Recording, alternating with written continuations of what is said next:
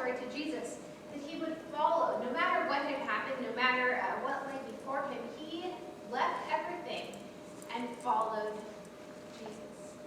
So we have an incredibly interesting and incredibly diverse group. And of course, it was one of these disciples, Judas, in the far right corner, who would betray Jesus and lead to his death. And so the feeling of betrayal, the feeling of one closest to you being the one who would betray you, is a feeling that Jesus knows all too well. It's one of those moments in our lives when we feel betrayed, when we feel lost. We know that Jesus, too, experienced this betrayal of one of his dearest, closest friends and disciples. Well, let's move forward to look at the first of the disciples, perhaps the most famous of the disciples, Simon Peter. Who was Simon Peter? You just heard quite a lot about him in our Bible reading today, kind of hit each of the main touchstones of Peter's life. To begin in the left corner here, this is the call story of Peter, who was then called Simon, and his brother Andrew. We're told that they were fishermen. Fishermen of this time were kind of like, if you've ever known someone who was a dock worker, they didn't have the best language, they swore and cursed quite a bit, they often weren't married, and they were working in the sea, trying to fish. They spent their days in and out. They did a lot of work with their hands, not a lot of work with their minds. And Jesus came and approached them on the boat and said, "Come with me and I will make you fishers of men." Why would he choose these two brothers, these two fishermen? And yet he chose them, and immediately they came and followed him. And Peter would be known throughout his time as a disciple for that boldness that caused him to leave his boat, that caused him to trust Jesus from the first instant. We saw that boldness again a little bit later after Peter had only known Jesus maybe a few weeks or a few months. And they were out on a boat in that same Sea of Galilee where Peter had spent so many years fishing, and Peter knew the sea well. He knew how it could get during storms. He knew how dangerous it could be when people's boats faltered or people lost their livelihood in the sea. And then he sees Jesus walking on this water, this same water that had been choppy in storms in the past, the sea where he has spent so much of his life. He sees Jesus walking. And he says to him, "Jesus, if that's you, I want to come out and join you." And maybe you've heard many sermons on this topic, I know I have, but that Peter can teach us that it's okay to get out of the boat. To trust, to try, even when the situation looks scary, even when it's much safer inside the boat. Peter decides, "Jesus, if you call to me, I will come and I'll walk with you on the water." Peter had this incredible faithfulness, this incredible belief that if Jesus merely asked him to come, he could do things that were previously impossible. And Jesus says, "Okay, come to me." He extends his hand. Peter steps out of the boat. For a few steps, he's miraculously walking on water. And then, as it so often does for many of us when we're trying something new, doubt crept in, fear crept in. And as it did, and maybe it has for you in your life, as the doubt and fear creeps in, you feel yourself starting to sink, and he felt himself starting to sink. And Jesus saved him and pulled him out. And Peter was known for his faithfulness, and that faithfulness continued on the Mount of Transfiguration, where Peter was there to see Jesus filled with the power of the Holy Spirit. And in that moment, it was the very first time for the disciples to really realize that Jesus isn't just another regular guy like us. Jesus is God. And Jesus was joined on that mountain by Elijah. And Peter recognized it immediately for what it was. And so later when Jesus said, "Well, who do people say that I am?" And maybe people have asked you, "Who do you say that Jesus is?" What is church to you? What does it mean to you to be a Christian? We've got all kinds of definitions floating around out there today of what it means to be a Christian. Not all of them positive. But Peter knew the heart of the Christian faith. And when Jesus said, "Who do you say that I am?" immediately Jesus says to him, "You are the Messiah, the Son of the living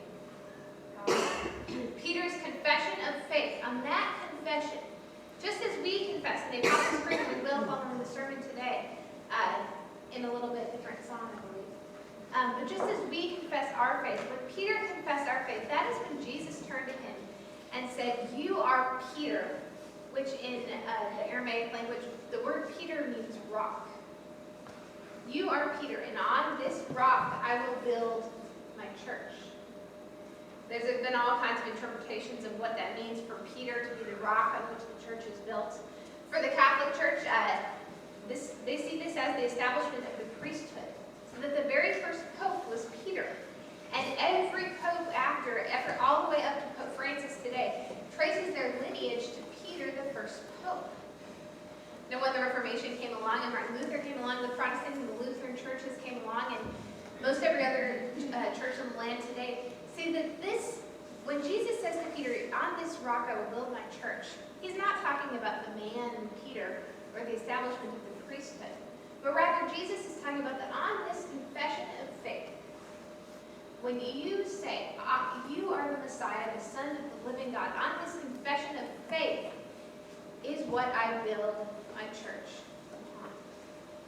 And so for all churches in the land, as we stake our claim to be followers of this same Jesus, we know that this faith in this church is founded upon this rock of Peter's confession, his belief, his understanding, that no matter what else happens in the world, even if the death of Jesus to come, that you are the Messiah, the Son of the living God. And Peter was the first saying.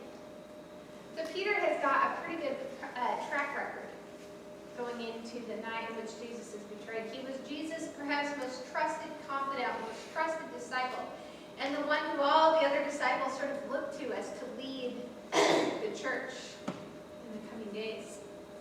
And then we come to the night in which Jesus is betrayed. And Peter tells him, "I will not fall asleep, I will not leave your side, but I will be true to you as this night goes on." Perhaps like Peter, you found yourself in a situation like that where you've had the best of intentions, you've made a promise, and then the night goes on, the days go on, the weeks go on, and you find yourself faltering. And Peter found himself faltering mostly because of fear. He started to realize Jesus is not looking good tonight. He's going to be crucified tomorrow. And that faith that had carried Peter all throughout these days started to falter a little bit. And he was gathered amongst a group of people sitting around outside around a campfire. And they said to Peter, "Well, you're one of them too, aren't you? One of Jesus' followers?" Now, normally Peter would say, "No, I'm not just one of Jesus' followers. I am the follower. I am number one." But on this night, filled with fear, Peter says, "No, I don't even know you." And he becomes an example for us, not just in his faith, but also in the pain of denial of knowing Jesus. And so then I think it's really interesting. They come back to Jesus, or to Peter, and they say, "No, your accent betrays you." I wonder what kind of accent Peter had. It must have been very distinctive, because Galilee and Jerusalem were only a few miles apart, not too far apart, but they had very distinct accents in Galilee. And so they came to Peter and said, "No, your accent betrays you. You must be one of his followers." And again, twice, Peter says, "No, I don't even know him." This is the ultimate betrayal, right? Not to say that you hate someone, but that they're so insignificant that you don't even know them. This is what Peter did to his best friend Jesus in the night he was betrayed. Yet, of course, the story of Peter is not in there, because just 3 days later, despite his terrible betrayal in the night before Jesus' death, Peter becomes one of the first to witness the resurrection of Jesus. When Mary and the other women go and they see the empty tomb, the angel who's at the tomb says to them, "Go and find who? Peter.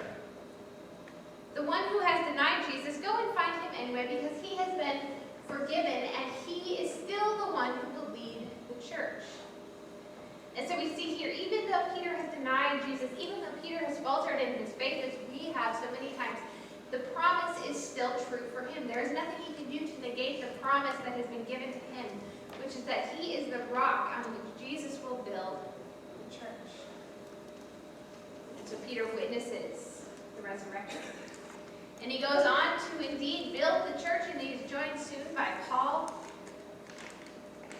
And then he gets into a little fight with Paul, because they start to fight over who's really the leader of this church.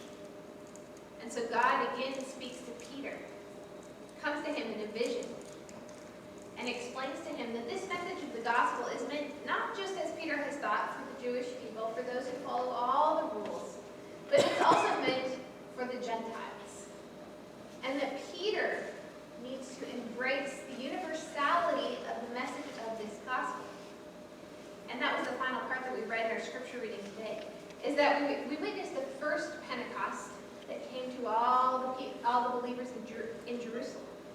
We forget that 10 chapters later in the book of Acts, there is a second Pentecost that comes to the Gentile believers. And it comes about because of the witness of Peter.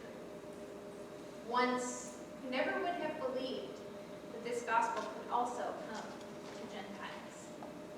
It's an incredible life, and we can see in each of these different ways that Jesus is teaching Peter. He's teaching Peter how to leave his nets and follow him. He's teaching Peter how to reach out, step out of the boat and give it a shot, to walk on water. And when he falls, Jesus says, I will catch you. We see Jesus teaching Peter that I will forgive you. Even when you deny me 3 times in the night before my death, I will forgive you. And you still are going to be a leader of my church. And of course, one of the most important lessons that Jesus teaches Peter is that you may be great, you may be the #1 disciple, but you can't do it on your own. And so Jesus calls Paul as well. And St. Peter and St. Paul are almost out as pictured together, because the 2 of them were needed to lead the church. And Peter had to learn that although he had been chosen, Paul had been chosen too. And both of them were essential and important. And that for us as Christians, we learn that none of us can lead alone, but that we need one another. So this is a different slide, and this is one of the reasons I'm glad that we're indoors today, so you can actually see this. And I don't have to just describe it. So, I don't know, does anybody know who this is first on the left in the chambray shirt? Yes, Kanye West, Chicago native, rapper. And note a little bit, this slide is called Do You Know a Peter? And so these are 2 sort of interesting modern day examples of Peter. And we have Kanye up there because you may have read headlines about him. He has a tendency sometimes to stick his foot into his mouth, right? And he'll sometimes, if there's a musical award given, he'll kind of stand up and say, oh, they really should have gone to somebody else. But even in his rap and his lyrics and in his talk about Chicago, where he comes from, he's bold, he's brave. He has a lot to say, and he has a lot of faith in his art, in the power of music to transform even broken situations. And so maybe you know somebody, maybe helping to see Kanye, maybe that opens your eyes to the different ways that Peters are among us. And those of us who are among us who can be a little bit more brash, who can tend to stick our foot in our mouths, that is a witness to someone who may be like Peter today. And maybe Jesus is going to work through them, even if sometimes they say things that offend us. Well, I know that if Kanye wasn't quite as popular, I knew this group would really love this second picture. So who's that? Yes. Mike Nickel, right. He's still just as famous among all the next generations coming up. Yes. So, what do you guys think? How is Mike Ditka like Peter? What do you think? Brash. Yes. Yeah, good word, right? And he wins, right? He wins a decent amount. He gets the job done. But he's a great representative of Chicago. I think Peter's a great disciple for Chicago, right? Because most people don't use their words around here. But yeah, somebody who's a leader, who's been chosen to come and to lead, not the church in this case, but the Bears. And who, says things that aren't always correct, and who makes mistakes, who gets in trouble. You may know somebody like this in your life. And the lesson for us today is that even people who are brash, even people who say things that are offensive, sometimes God can work through them as well. And sometimes those offensive words may be, I don't know about in the case of Dick, maybe, prophetic words. In the same way with Peter. That sometimes we need someone who is bold to stand up and say yes. Someone who's bold to step out of the boat, as both of these guys have done on many occasions. Well, here's another question as you look in the mirror. Are you a Peter? Are you sometimes brash? Do you sometimes stick your foot in the mouth? Do you sometimes give away the gender of the new call? No, just kidding.